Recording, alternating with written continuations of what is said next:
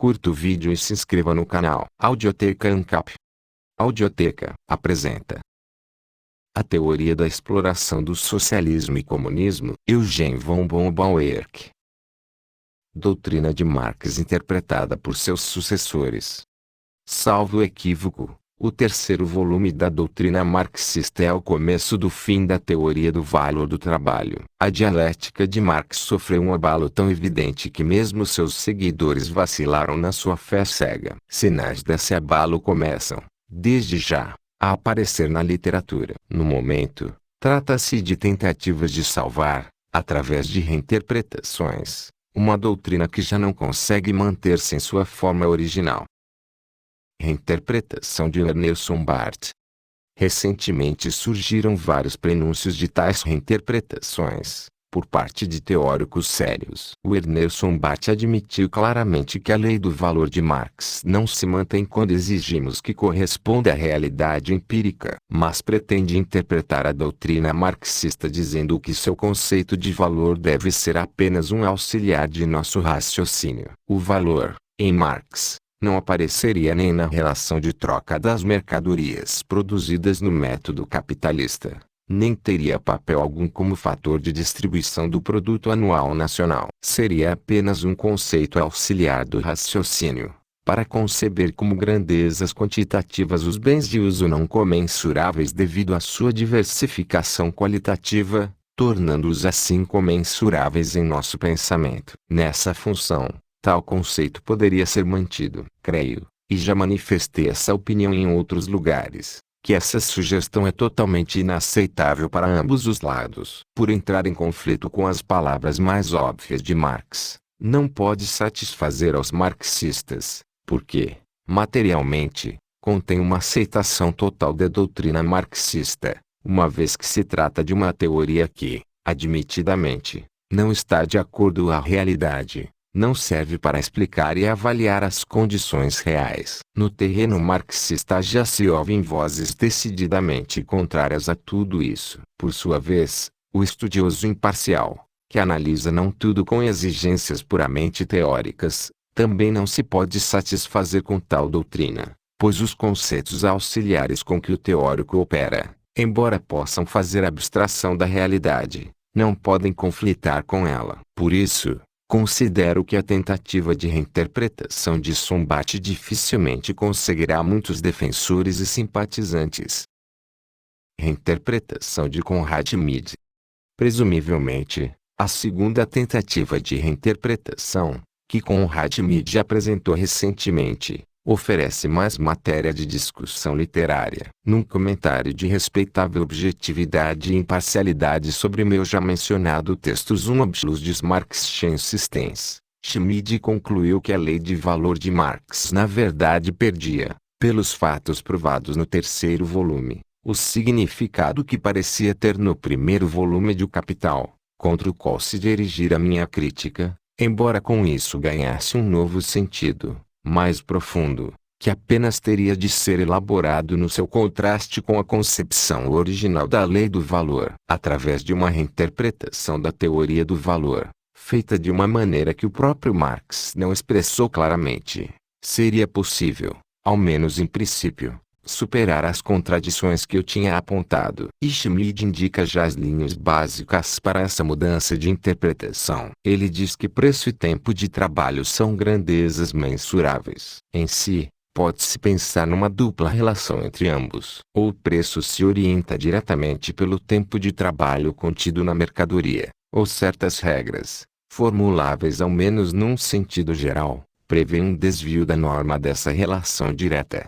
Como esta segunda alternativa é tão concebível quanto a primeira, dever-se-ia considerar a lei do valor, baseada na primeira delas, só como hipótese, cuja confirmação ou nova modificação será tarefa de novas pesquisas concretas. Os dois primeiros volumes de Marx desenvolvem a simples hipótese original com todas as suas consequências, para assim chegar a um quadro detalhado da economia capitalista exploradora, do modo como esta se apresentaria caso houvesse coincidência direta de preço e tempo de trabalho. Mas esse quadro, embora espelhe a realidade capitalista, em seus traços básicos, contradiz, em certo sentido, seus traços e por isso, como se vê no terceiro volume, é preciso que se faça uma modificação daquela hipótese, anulando a contradição parcial entre ela e a realidade. A simples regra da coincidência entre os dois fatores, necessária para uma orientação de momento, só pode ser mudada quando se diz que os preços reais se desviam daquela norma pressuposta a partir de uma regra geral.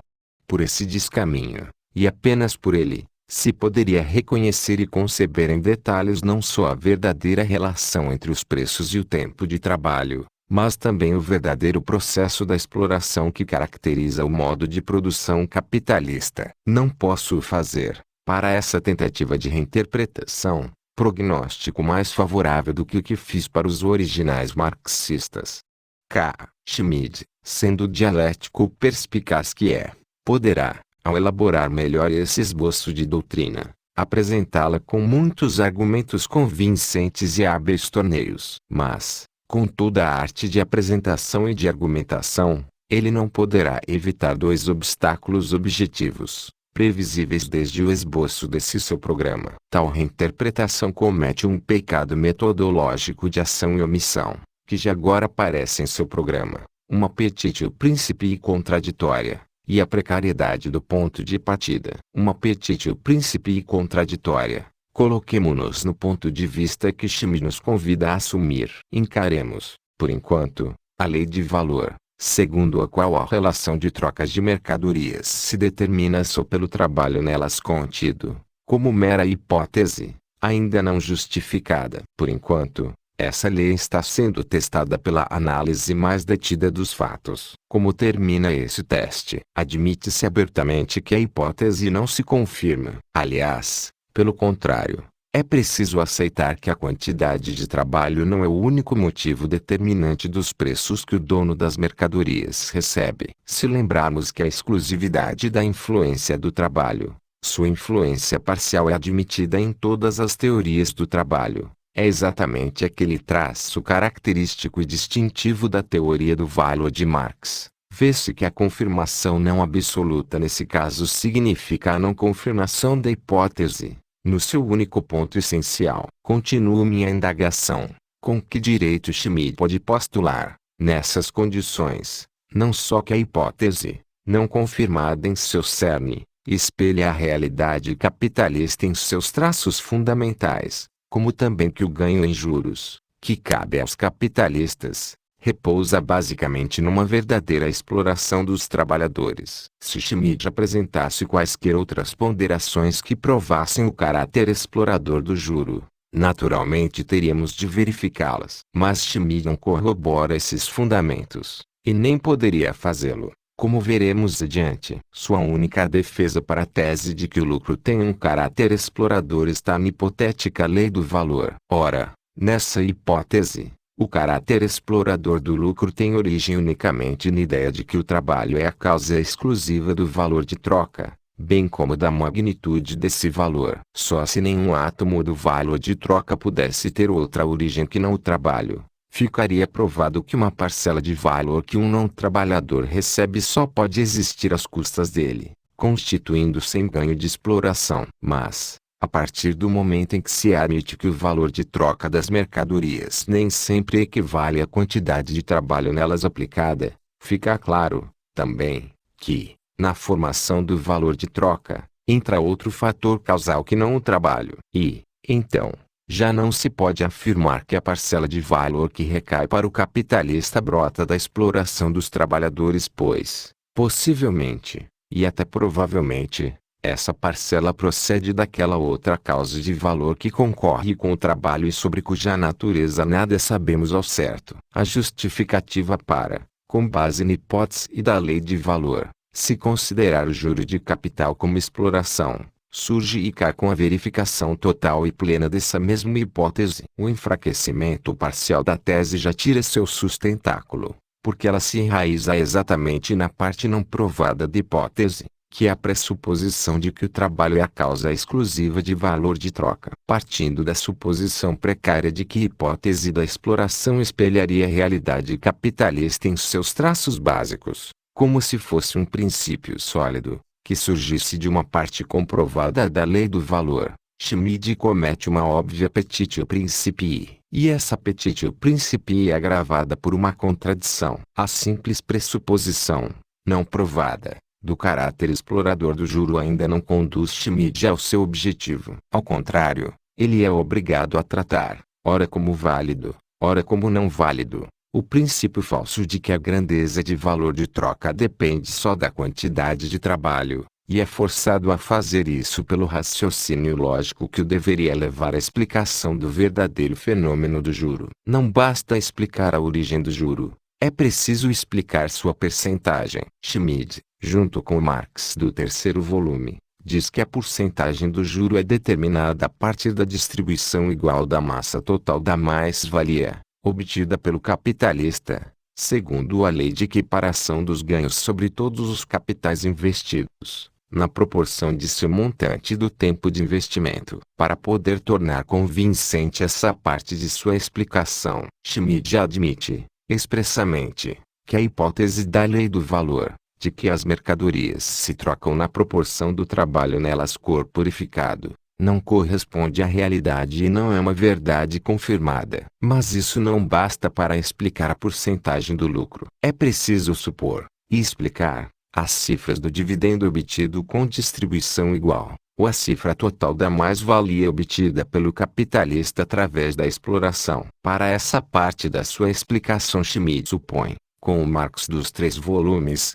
que os capitalistas conseguem, para as mercadorias que mandaram produzir com trabalho alheio, um valor de troca inteiramente correspondente ao que foi elas atribuído naquela hipótese da lei do valor, ou seja, um valor que corresponderia exatamente ao número de horas de trabalho corporificadas nas mercadorias. Portanto, em 2 fases de um só raciocínio, ele trata a lei do valor ora como válida, ora como falsa. Isso nos faria pensar mais. Nos faria imaginar que as 2 fases do raciocínio explicativo correspondessem a 2 fases separadas nos fatos reais. Isso seria possível se a formação da mais-valia se desse num processo isolado, e a distribuição dessa mais-valia em outro, independente. Mais ou menos como acontece em relação aos ganhos de uma sociedade anônima, que, apesar de terem sua origem em cifra determinadas a partir dos negócios daquele ano, são distribuídos, num ato posterior, conforme uma resolução tomada em reunião de diretoria. Não é assim com a mais-valia dos capitalistas. Sua origem e distribuição, segundo a doutrina de Marx e Schmid, não acontecem em 2 atos diversos, mas num único fato, que é a constituição do valor de troca das mercadorias. A mais-valia forma-se na maneira e no montante dados por Marx, porque o valor de troca das mercadorias obtido pelos empresários capitalistas é determinado unicamente pelo tempo de trabalho nelas corporificado. E é distribuído, também, da maneira afirmada por Marx, porque esse mesmo valor de trabalho não depende unicamente do tempo de trabalho. Portanto, textualmente, diante do mesmo fato, que é a formação do valor de troca de mercadorias, pode-se afirmar, ao mesmo tempo, que a lei do valor é uma realidade empírica plena, e que não é uma hipótese correta. Os marxistas gostam de se amparar em analogias com as leis e hipóteses das ciências naturais, cuja eficácia empírica também sofre certas modificações em função de obstáculos inibidores, sem que, por isso, a lei deixe de ser correta. Se, por exemplo, a lei da gravidade fosse absoluta, a queda dos corpos seria bem diferente do que é, pois esta queda sofre a influência da resistência do ar. Mas a lei de gravidade é uma lei verdadeira, legítima, científica. Da mesma forma sucederia com a lei do valor. A lei estaria certa, mas na prática sua eficácia ficaria deformada pela existência do capitalismo privado, que exige uma porcentagem de lucro. Assim como a resistência do ar impede que os corpos em queda assumam a velocidade prevista pela lei da gravidade, da mesma forma a influência do capitalismo privado, com sua exigência de juros iguais, impede que o valor de troca das mercadorias se harmonize inteiramente com as quantidades de trabalho. É uma comparação defeituosa. O silogismo marxista revela uma excrescência que não ocorre no impecável silogismo dos físicos. Os físicos têm certeza de que a gravidade é a única causa da velocidade de queda dos corpos no vácuo. Mas também sabem que essa velocidade na atmosfera é efeito de várias causas, evitando, por isso, fazer afirmações que só seriam válidas caso a gravidade agisse isoladamente. Com os marxistas, é diferente. Mesmo depois de terem incluído na hipótese a existência do capital privado, em analogia à resistência do ar, continuam afirmando, como vimos, que a quantidade total de mais-valia depende do valor de troca das mercadorias, que por sua vez sofre influência exclusiva das quantidades de trabalho nelas incorporadas. E é só a partir da explicação da distribuição do valor total sobre as parcelas isoladas do capital que eles começam a lembrar-se de que outra causa também concorre para isso. É como se os físicos afirmassem que também na atmosfera a velocidade total de um corpo em queda é igual à que seria no vácuo. Só que, na atmosfera, ela se distribui sobre as várias camadas numa proporção diversa do que ocorre no vácuo. Os físicos têm um bom motivo para presumir que,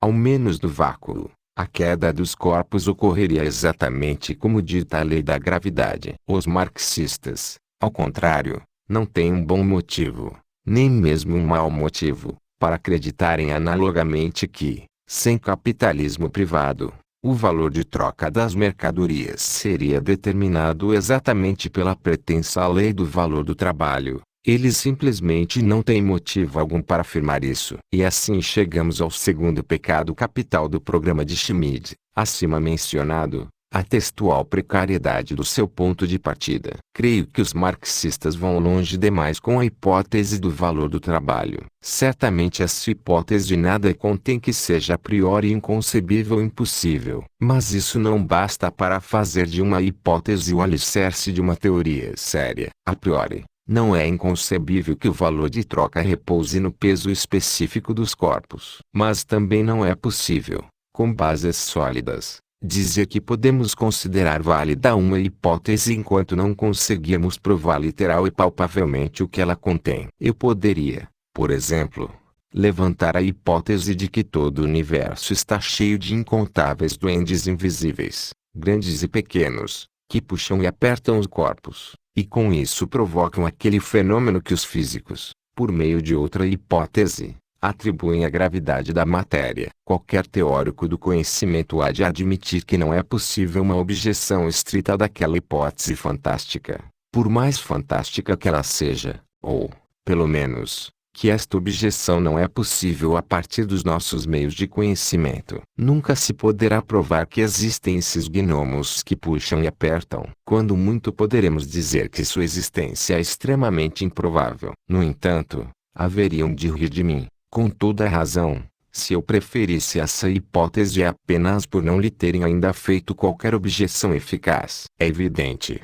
e essa foi sempre a postura da ciência, que só pode haver pesquisa científica séria sobre uma hipótese que tenha algum fundamento positivo que a torne uma boa hipótese, ou, ao menos, aquela relativamente melhor. Ora, na presente fase do debate, a hipótese de que o valor do trabalho das mercadorias que se fundamenta apenas no trabalho nelas corporificado não tem, a seu favor, fundamento algum. Certamente, não é um daqueles axiomas evidentes, que dispensam provas, e já vimos isso anteriormente. A única tentativa de lhe dar alguma comprovação interna, a tentativa de Marx, fracassou. Aparentemente Schmidt também desistiu, por causa do fracasso. Aliás, parece exagero querer nos fazer crer que é uma necessidade imanente de cada troca de mercadoria, que sejam trocadas quantidades iguais de trabalho, quando o próprio Marx, em seu terceiro volume, provou que, em certas condições, é preciso igualar quantidades desiguais de trabalho numa troca. Por outro lado, essa teoria não apresenta conformidade com os fatos empíricos, coisa que eventualmente poderia substituir uma fundamentação interna. Precisa ser substituída sempre que os fatos fogem à análise. Ao contrário, Como já comentei amplamente, a experiência revela inúmeras contradições flagrantes, e, de qualquer forma, não é possível encontrar coincidência maior com a hipótese. Por fim, nunca se tentou, com base em qualquer fundamentação interna, provar ou tornar compreensível, pela análise das razões da troca, alguma tendência a se formarem valores segundo quantidades de trabalho. Obstáculos externos não permitiriam isso. Os marxistas sequer tentaram prová-lo, por saberem estar fadados ao fracasso. Tudo o que vemos na experiência, e tudo o que sabemos sobre os motivos que provocam a troca, nos força a presumir que, assim como na realidade do capitalismo privado, também numa sociedade não capitalista o valor não se harmonizaria com a quantidade de trabalho. Em qualquer sociedade, e com qualquer tipo de distribuição de bens, as pessoas levam em conta a utilidade e os custos. Estes contêm em si, indubitavelmente, como componente parcial, a quantidade da aplicação de trabalho, mas também não se esgotam nela, pois o tempo em que os bens trazem seus resultados tem papel importante, e não há espaço para hipótese não realista do valor do trabalho. Reinterpretação de Edward Bernstein. Apareceu recentemente uma notável publicação nos meios socialistas, que recua mais um importante passo em relação à linha defendida por Conrad Mead, pois já não considera a lei do valor apoio e prova da teoria socialista da exploração. Seu autor, Edward Bernstein, ainda dedica à lei do valor certa apologia morna, com um tipo de raciocínio que se situa entre o de Sombart e o de Schmidt. A irrealidade da lei do valor, na medida em que se deve ligar às relações de troca das mercadorias isoladas, é abertamente admitida. O valor do trabalho é declarado construção puramente conceptual, fato puramente conceptual construído sobre abstração. Seria apenas uma chave, um símbolo, como o átomo animado. Com a afirmação de que as mercadorias isoladas se vendem pelo seu valor, Marx teria apenas pretendido concentrar num caso isolado o verdadeiro processo que a produção sofreria,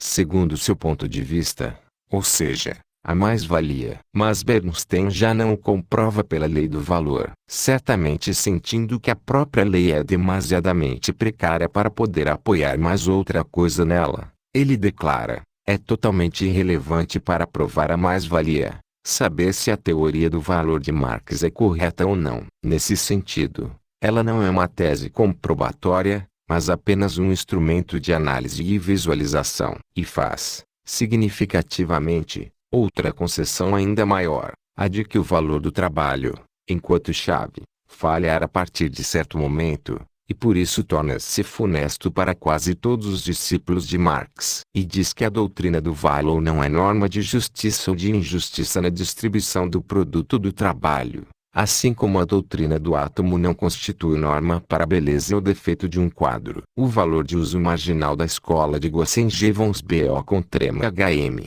por sua vez, que tem por fundamento, como o valor do trabalho de Marx, relações reais. Apesar de se construir sobre abstrações, tem também direito de validade dentro de certos limites, e para determinados fins. Diz ainda que, levando-se em conta que também Marx enfatizou o significado do valor de uso, é impossível desdenhar a teoria de Gossen-BO com trema HM. Mas será que, com isso, Bernstein estaria pretendendo descobrir substitutos para aquelas provas já rejeitadas que o marxismo de seus antecessores havia procurado aplicar à lei do valor, para, assim, ele poder ainda sustentar a teoria da exploração, como, afinal, acaba fazendo. Ele recorre a uma premissa extraordinariamente simples, mas também de força comprobatória extraordinariamente duvidosa. Aponta para o fato de que da criação e distribuição de mercadorias participa ativamente só parte da população,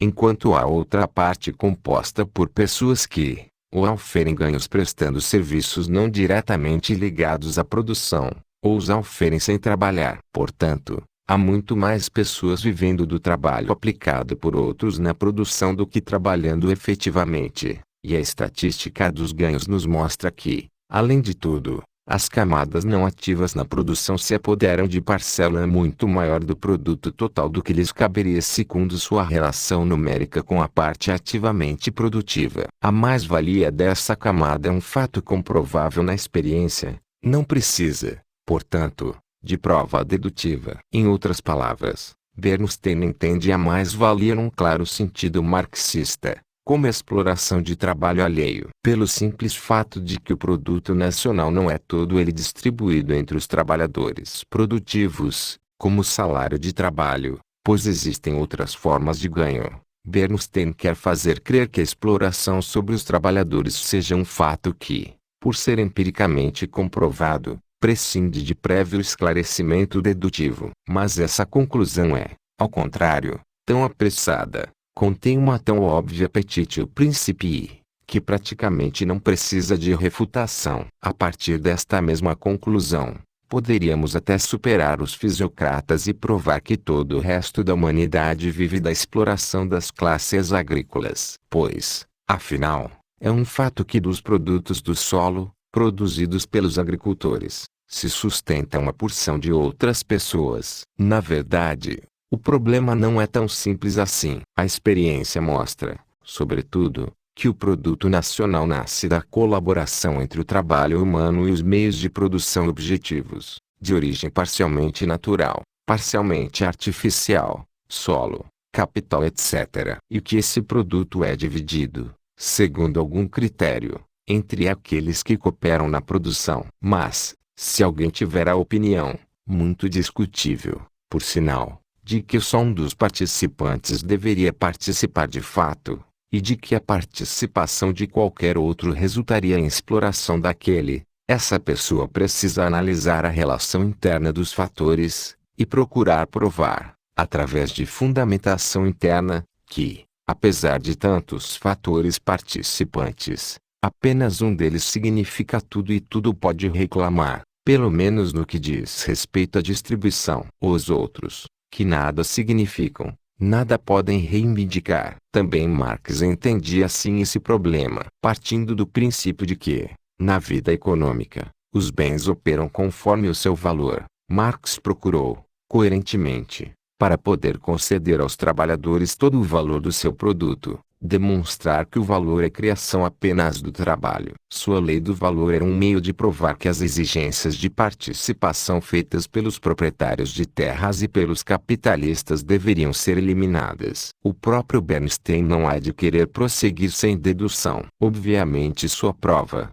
que ele afirma ser só empírica, contém um elemento dedutivo não mencionado, o princípio de Rodbertus de que, do ponto de vista econômico, todos os bens são puros produtos de trabalho. Se não considerarmos esse princípio um fator de ligação, uma vez que a lei de valor de Marx já foi expressamente excluída das premissas comprobatórias, a dedução de Bernstein nem formalmente será conclusiva. Mas essa premissa dedutiva, para a qual Bernstein é forçado a voltar, não consegue dar à teoria da exploração um apoio maior do que o que foi dado pela lei de valor de Marx. Como sabemos, essa lei é categoricamente falsa, na medida em que deforma e nega a significação que os dons raros da natureza têm, não só para a economia humana e para a produção, como também, o que é mais importante, para a questão do juro de capital, pois mesmo naquilo em que essa lei é correta, ela não oferece fundamento para a teoria de exploração em relação ao modo como essa teoria concebe as suas consequências. Isso porque, lembremo-nos, a teoria da exploração não se contenta com reclamar para os trabalhadores o total do que estes produzem, reclama esse total no momento anterior ao da sua produção. Ora, essa antecipação artificial não encontra respaldo em nenhum princípio da natureza ou do direito natural, cuja transgressão se possa rotular de exploração. Os defensores da teoria da exploração não esclarecem, nem para si nem para os seus leitores, essa impressão pouco natural, para não dizer antinatural, que se encontra em seus postulados pretensamente derivados de motivações naturais. Mas é impossível negar sua existência. Já o provei anteriormente, em relação a Rodbertus, num exemplo concreto, mas de pouca abrangência. Pretendo, agora, demonstrá-lo mais uma vez e de modo bem abrangente. Parece que, Depois que o episódio com a fantasiosa lei do valor de Marx finalmente começa a ser superado, a batalha em torno da teoria da exploração deverá recuar mais uma vez àquela posição onde Rodbertus se manteve com seus teoremas, para lá, aguardar sua sentença. Bernstein resume o conteúdo dessa posição num conceito de surpreendente simplicidade. Diz que também pessoas que não são trabalhadores produtivos vivem do produto nacional. A essa afirmativa quero opor fatos não menos simples e elementares. É fato que os métodos de produção, hoje empregados, com os quais se produzem através de trabalho indireto, materiais, instrumentos, máquinas, materiais auxiliares, meios de transporte etc., são muito mais rendosos do que os antigos métodos de produção, que não precisam desses longos preparativos. É fato que, quando se considera como uma coisa só não apenas o trabalho aplicado direta e indiretamente a um bem de consumo, o fruto maduro só poderá ser colhido ao fim de um processo completo de trabalho,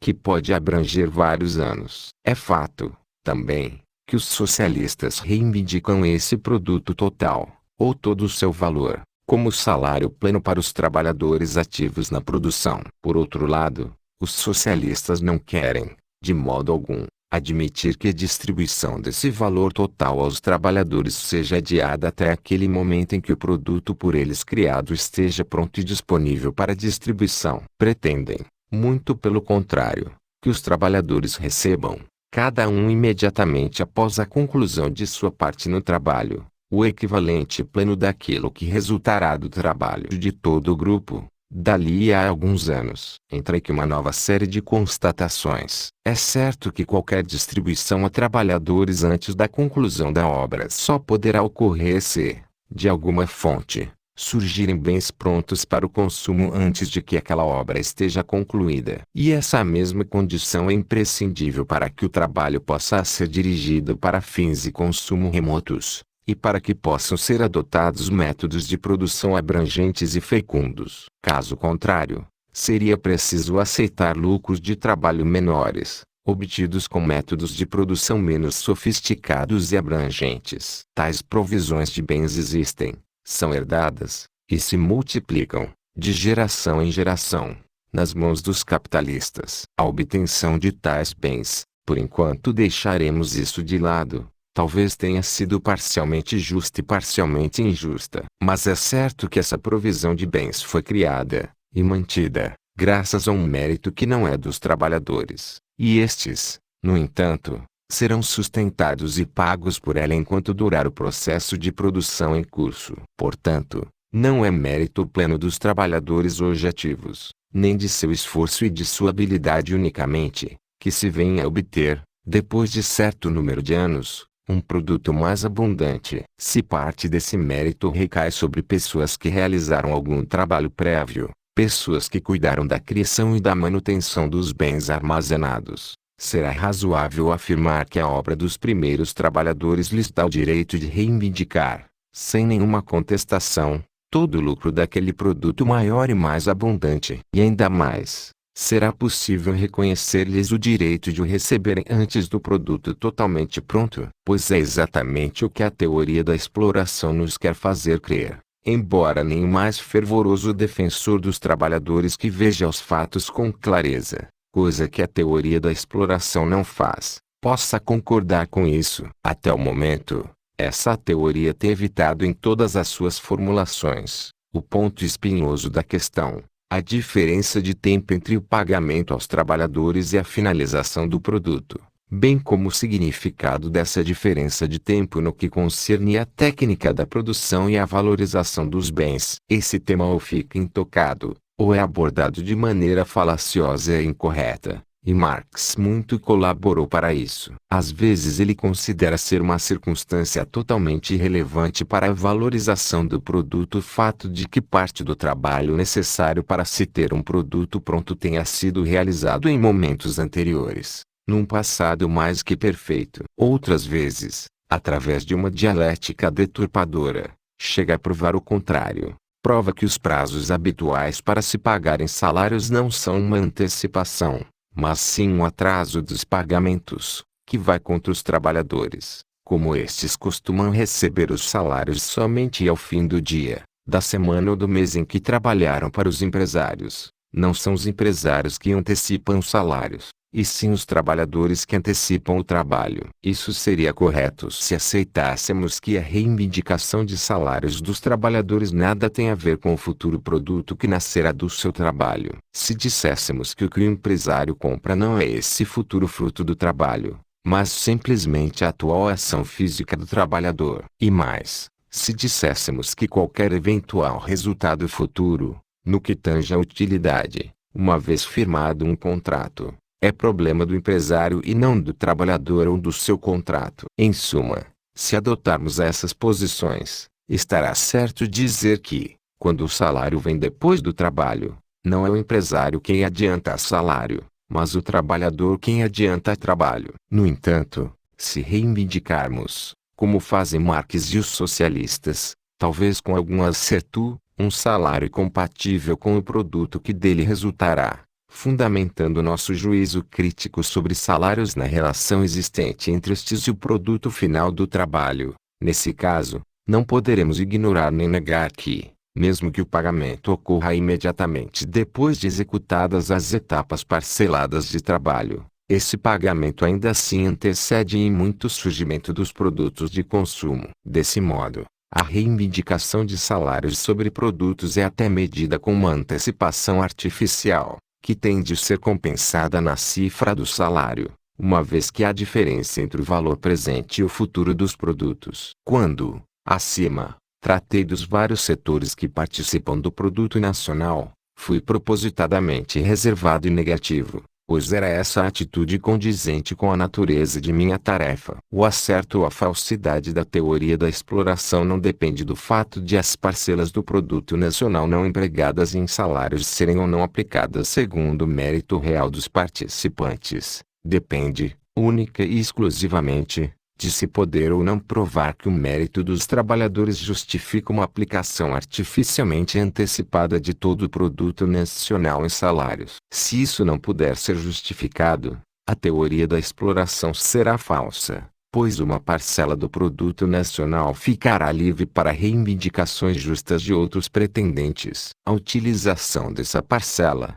de acordo com o bem comum permanente, poderá ficar a cargo de uma jurisprudência esclarecida. Pode ser, e os modernos seguros sociais, os impostos progressivos sobre lucros, a crescente estatização, entre outros, mostram que nossa justiça se dirige para isso. Pode ser que a jurisprudência tenha razões não só de reforçar, através de medidas artificiais fundamentadas nas mais justificáveis conveniências, uma maior participação das classes trabalhadoras na parcela disponível do produto nacional, mas, também, de limitar direta ou indiretamente os lucros sobre propriedades. No entanto, o exame desse assunto, e a decisão a que esse exame há de levar, aponta para razões bem diversas daquelas invocadas pela teoria da exploração. Em última análise, essa teoria pretende cortar o debate, sob pretexto de um falso direito. E, quando da discussão sobre qual parcela do produto nacional o direito justo dos trabalhadores não atinge, a teoria da exploração impede a manifestação dos verdadeiros motivos e ponderações.